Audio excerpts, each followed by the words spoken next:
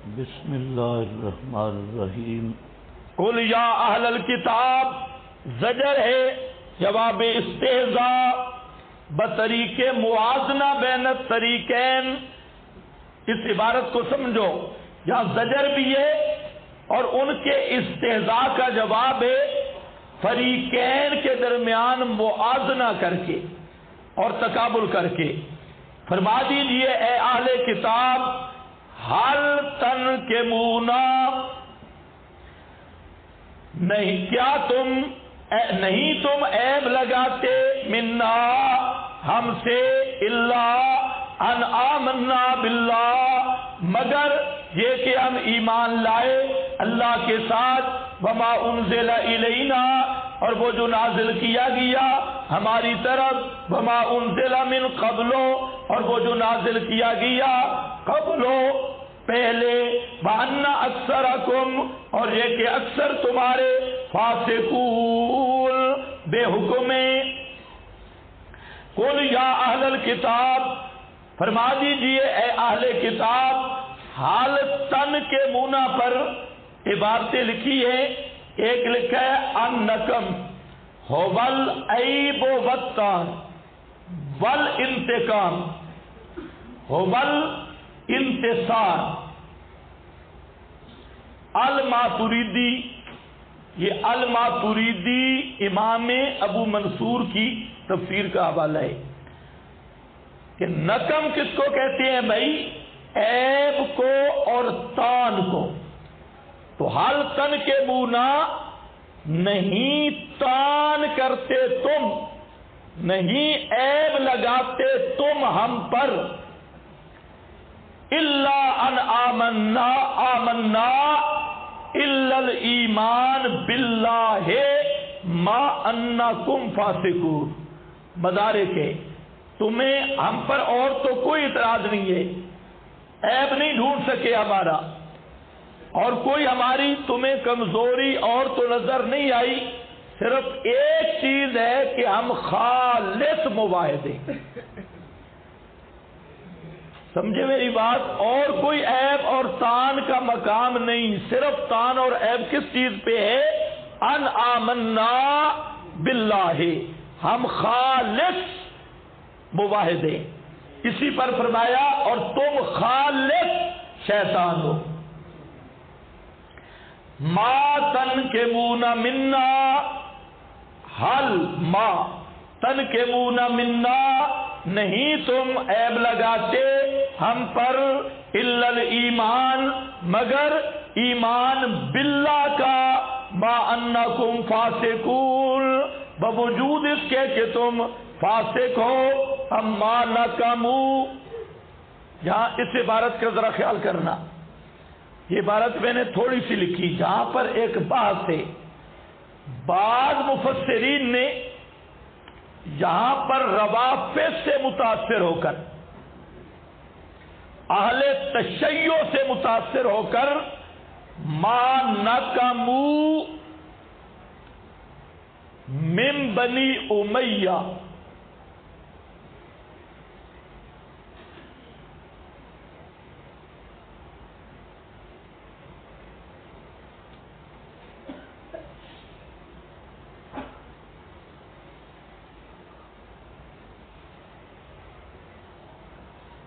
جہاں کئی قسم کی روایات لکھی، اس کے مقابلہ میں یہ عبارت میں نے ابن جریر سے لائی کہ ما نکمو حل تنکمون منا، اس کا معنی کرتا ہے ما نکمو من بنی امیہ الا انہم یعلمون ان غضبوا، لوگوں کو بنی امیہ خصوصاً حضرت معاویہ پر کوئی تان کا موقع نہیں، مگر یہ کہ وہ حلیم ہیں،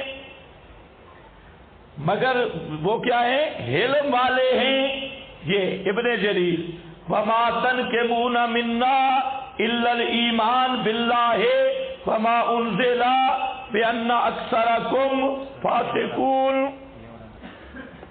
بان اکثرکم فاسقون، یہ ہے نکما منہ کذا اذا آبہ لغوی تحقیق ہے، یہ باب آتا ہے ضرب یضرب، ناکام ینکم، اور معنی اس کا ہوتا ہے آبہ و انکرہ و کرہ، اور قرئ بفتح الکاف، کاف کے فتح کے ساتھ، تو پھر یہ باب ہوگا عالم یعلم، عالم یعلم سے، اور یہ بھی لغت ہے، اس کا معنی ہوگا تعیبون ما تنکرون منا، عیب والا معنی ہوگا، تو حل تنکمون ہو گیا، وما انزل الینا وما انزل من قبل وان اکثرکم فاسقون، قل موازنہ بے اعتبار نتیجہ کے اعتبار سے موازنہ، قل حل انبئکم، فرما دیجئے کیا خبر دوں تمہیں بے شر من ذالکا، بطور موازنہ کے جو زیادہ بری چیز ہے، من ذالکا، اس سے مراد کیا ہے، المنکوم، جس پر تم نے نکم کیا، عیب لگایا، مصوبتاً، ازروئے جزا کے، عند اللہ، مصوبتاً ویسے ثواب کو کہتی، لیکن جہاں استعارہ تحکمی ہے، مراد جزائے مصوبتاً عند اللہ، من لعنہ اللہ، من لعنہ اللہ، وہ شخص، یعنی دین من لعنہ اللہ، دین اس شخص کا جس پہ اللہ نے لعنت کی ہے، وغضب علیہ، اور اس پہ اللہ ناراض ہوا، وجعل منہم، اور کیا ان میں سے القردہ، بندر اور خنازیر، وعبدۃ الطاغوت، اور پجاری طاغوت کے، عبادہ اس پر بات ہے، عبادہ سیگا کون سا ہے بھائی؟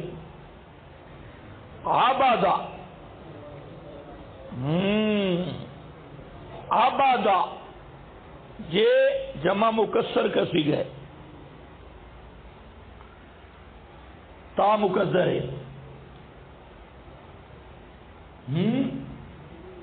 سمجھ آئیے کہ نہیں؟ اچھا، نائے خیر، بعض نے اس کو ماضی کا بھی بنایا ہے، چلو اس کی بات بعد میں کرتی ہیں۔ آبادہ اور پجاری طاغوت کے، اولئک شر مکانا، یہی لوگ ہیں، نتیجہ موازنہ اخروی، شر بہت برے ہیں، ازروئے درجہ کے، وَأَضَلُّ اور زیادہ گمراہ ہیں، یہ ثمرہ دنیاوی ہے، اضل عن سواء السبیل، سیدھی راہ سے زیادہ گمراہ ہے، سورہ فرقان آیت 24 نکالو، دیکھو بھئی، اضل عن سواء السبیل، سیدھی راہ سے، اضل یہ صرف موازنہ ہے، تفضیل والا معنی نہیں، اس لیے آپ کے پاس لکھا ہے لیس فی الطرف الآخر مشارکۃ، دوسری طرف، یعنی یہاں مفضل علیہ نہیں نکالنا، کچھ سمجھ آئیے آپ کو؟ یہ نہیں ہے کہ گمراہ تم بھی ہو، گمراہ ہم بھی ہیں اور تم ذرا زیادہ ہو، برے ہم بھی ہیں لیکن تم ذرا زیادہ ہو، یہ نہیں، تفضیل والا معنی نہیں، بلکہ خالی از تفضیل، اس لیے عبارت آپ کے پاس ہے کہ لیس فی الطرف الآخر، دوسری جانب مشارکت نہیں، مشارکت نہ سمجھنا،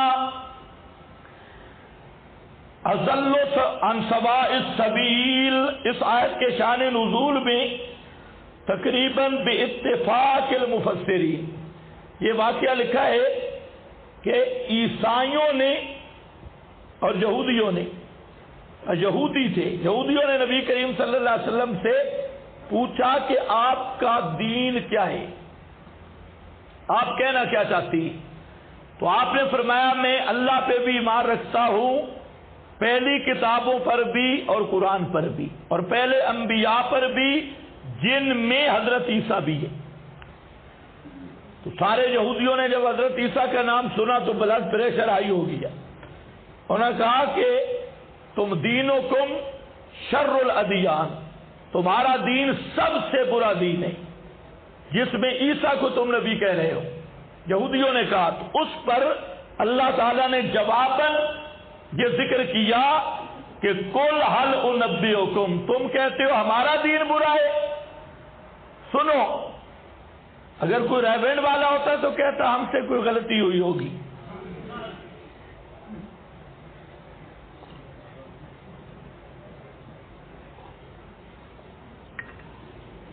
جماعت گئی مسجد میں، بریلویوں نے مارا، صحیح کر کے امیر صاحب نے کہا کہ لڑائی نہیں کرنی، استغفار پڑھو۔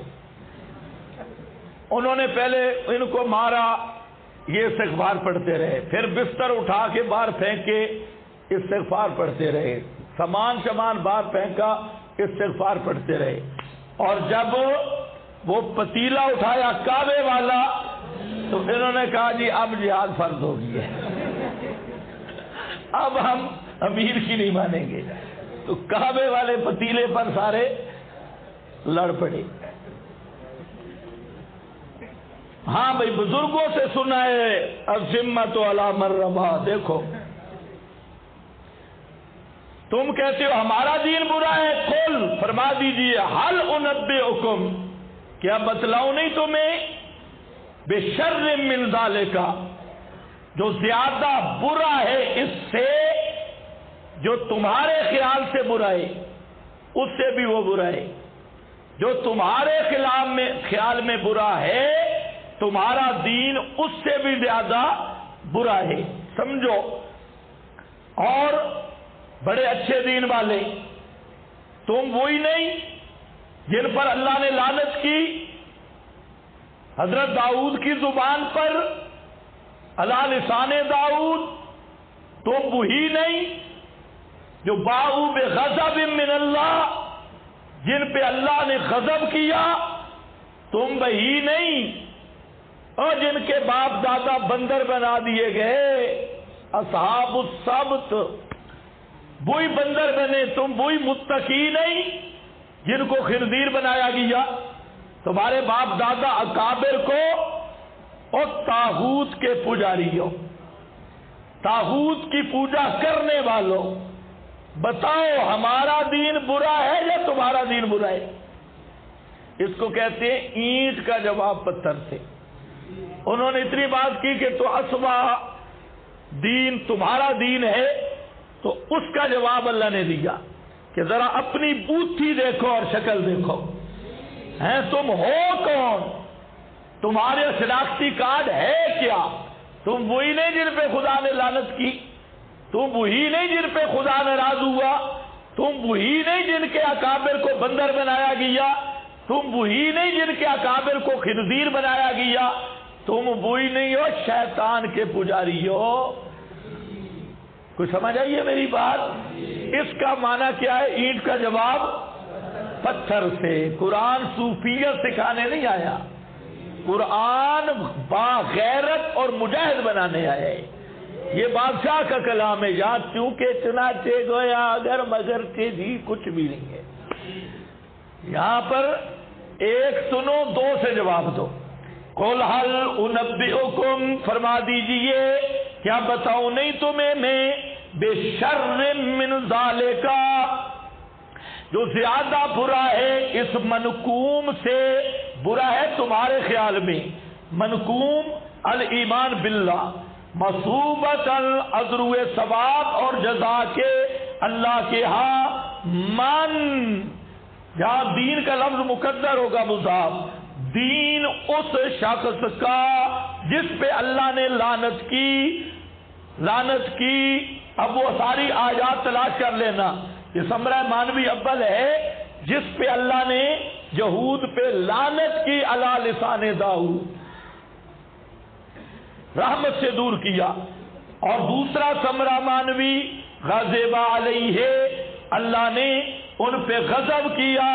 اور تیسرا ثمرہ حصی ہے، جعل منہم قرادۃ، حضرت مجاہد نے جہاں بات کی کہ قرادہ سے مراد ہے کہ شکلیں نہیں مسخ ہوئی تھی، ان کی طبیعتیں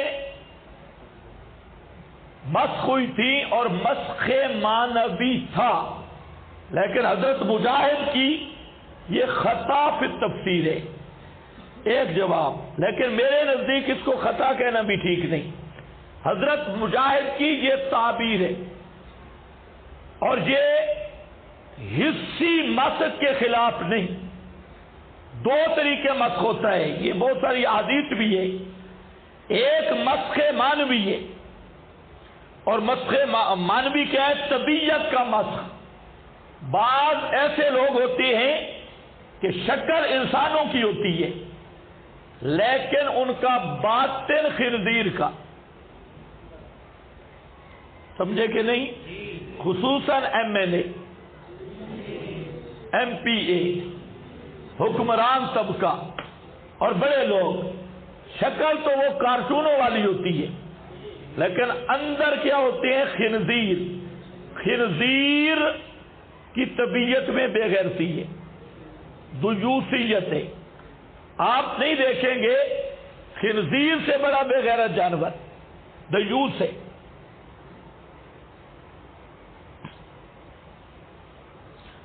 اور جتنے دیوس لوگ ہیں ان کا باطن مسخ ہو چکا ہے۔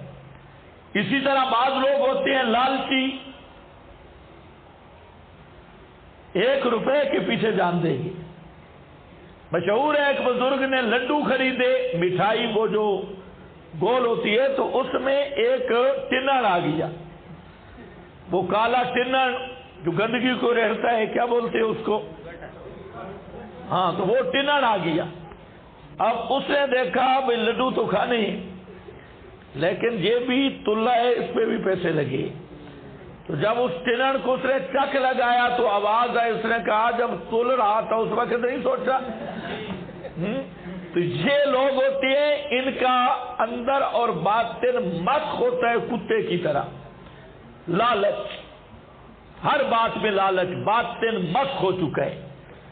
اور بعض کا باطن ہوتا ہے بندر، بندر میں وصف ہے شرارت، ادھر گزرے گا اس کو لات مارے گا، ادھر اس کے سر پہ مارے گا، کبھی کسی کو لات، کبھی کسی کو، بسترے کے بیٹھا ہے بسترا باہر پھینک دیے، کسی کے کپڑے کھڑے تھے ادھر پھینک دیے، اور کمرے سے چکر کے بعد فوراً باورچی خانے کے برتن توڑے گا، ادھر کبھی دیگچا ادھر کبھی ادھر، ان کے لیے مصیبت۔ تو یہ باطن کیا ہوتا ہے؟ بندر کا قرادہ۔ تو شکل انسانوں والی، خصائل جانوروں والے، تو یہ مسخ باطنی ہے، اور یہ بھی ہوتا ہے اس امت میں بھی ہے۔ اور ایک جو ہے مسخ حصی، جو اصحاب السبت تھے ان کا مسخ حصی ہوا تھا، اور حضرت مجاہد نے جو تعبیر کی ان کا مقصد ہے کہ دونوں مسخ کبھی حصی ہوتا ہے اور کبھی معنوی مسخ بھی ہو جاتا ہے، تو حضرت کا مقصد یہ ہے۔